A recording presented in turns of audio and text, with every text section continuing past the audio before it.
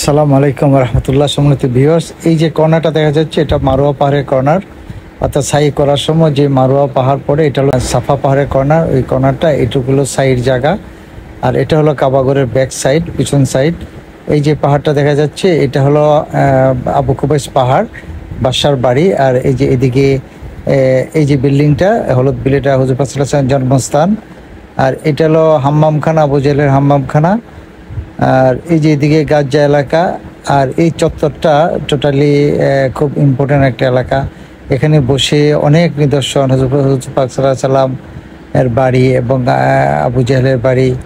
আবু জেহেলকে হুজুর পাক সাল্লাল্লাহু আলাইহি ওয়াসাল্লাম অনেকবার দাওয়াত দিয়েছেন, কিন্তু নির্মাণ আনে নাই। এই যে এই দিকটা, এদিকটা এই চত্বর, এই চত্বরের ওই কর্নারটাতে আবার আবু তালিবের গিরি, যেখানে হুজুর পাক সাল্লাল্লাহু আলাইহি ওয়াসাল্লাম 3 বছর এরকম বন্দি অবস্থায় ছিলেন, কুরাইশদের আক্রমণের থেকে অনেক নির্যাতিত হয়েছেন এবং খাবারে অনেক কষ্ট করেছেন। আল্লাহ তাআলা আমাদেরকে বোঝার তৌফিক দান করুন, আমিন।